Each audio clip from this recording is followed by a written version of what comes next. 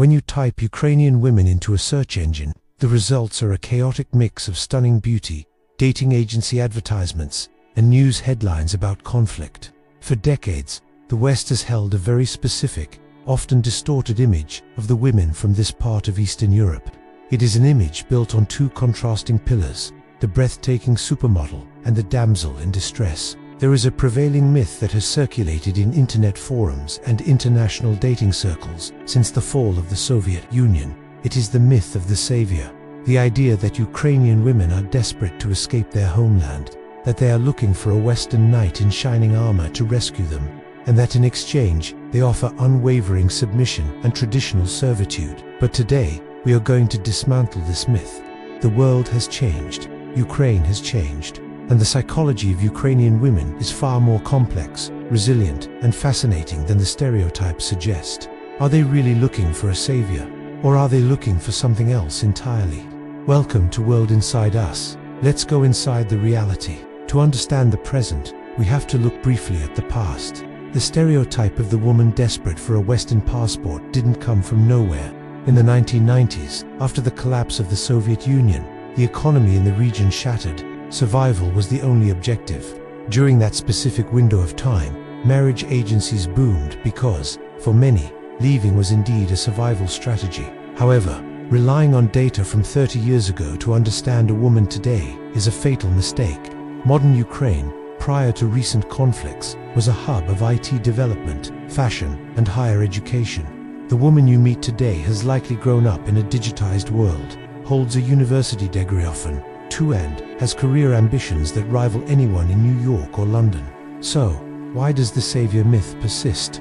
It persists because of a fundamental misunderstanding of Ukrainian femininity.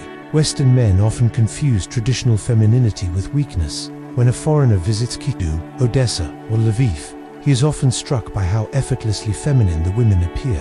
High heels on cobblestone streets, immaculate makeup just to go to the grocery store, and dresses that accentuate the silhouette. In the West, we have been conditioned to believe that if a woman dresses this way, she is performing for men. But in Ukrainian culture, this presentation is often a form of armor. It is self-respect. It is a cultural code that says, no matter how hard life gets, I will not let myself go. It is not necessarily an invitation for rescue. It is a statement of resilience.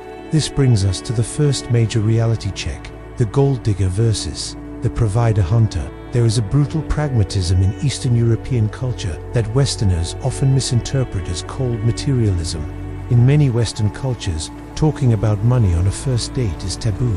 We believe in the fairy tale that love conquers all, including rent and bills. In Ukraine, the approach is different, because history here has been volatile, marked by economic crashes and political instability. Security is a love language. When a Ukrainian woman evaluates a man, she isn't always looking for a billionaire. She is looking for competence. She is asking herself, if everything goes wrong tomorrow, if a crisis hits, can this man handle it? This is where the savior myth gets twisted. She isn't looking for you to save her because she is weak. She is capable of survival. History has proven that Ukrainian women are incredibly tough. She is looking for a partner who is stronger than her, so she can finally relax. It is not about financial rescue. It is about psychological safety. She wants to know that she doesn't have to be the strong one 24 hours a day. This distinction is crucial. If you approach a Ukrainian woman thinking you can buy her affection with a passport or money, you will likely attract scammers, the professional daters who prey on the savior complex. But a genuine high-value Ukrainian woman will be offended. She wants a partner, a leader, not a sponsor. Now, we must address the elephant in the room, the impact of the war. Since 2022, the demographic landscape has shifted dramatically. Millions of women left the country to ensure the safety of their children and elderly parents. This has created a new narrative. You might think, surely now, they need a savior. Paradoxically, the conflict has created a generation of women who are more independent than ever. They have had to navigate foreign bureaucracies, learn new languages, find jobs in Germany, Poland, the UK, or Canada, and support their families alone while their husbands or fathers stayed behind. The woman you meet today is battle-hardened, emotionally speaking. If she is looking for a relationship now, she isn't looking for a ticket out. She likely already has a temporary protection status or a job abroad.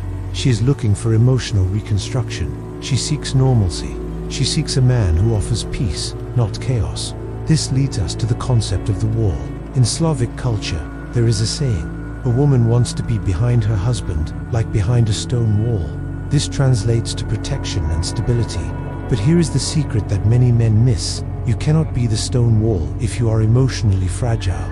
Ukrainian women are known for being direct. They do not play the guess what I'm thinking game as much as Western women might. If they don't like something, you will know. If you are weak, they will lose interest.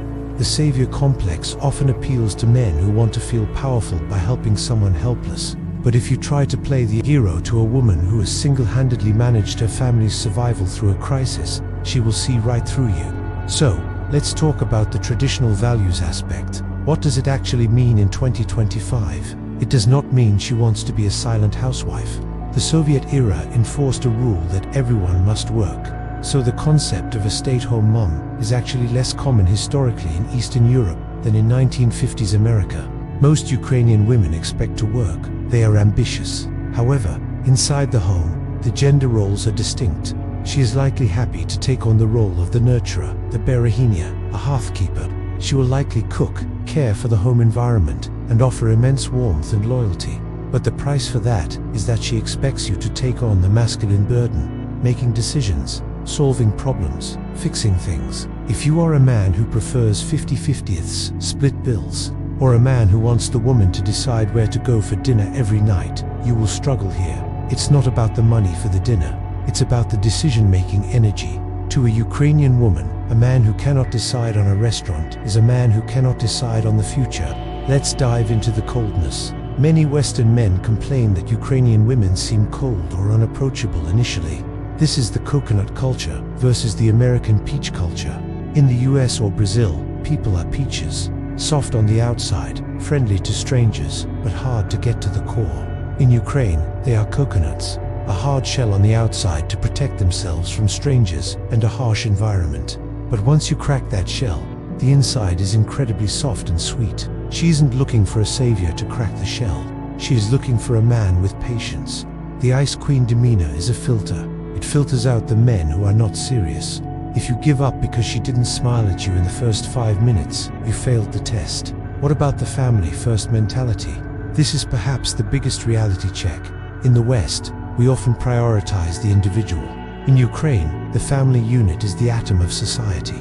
If you date a Ukrainian woman, you are, in a sense, dating her family. Her mother's opinion matters.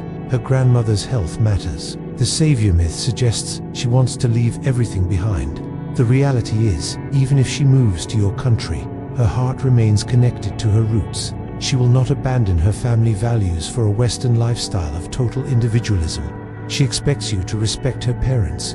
She expects you to be a good father. The playboy lifestyle is very poorly looked upon by women looking for serious relationships. So, what is the verdict?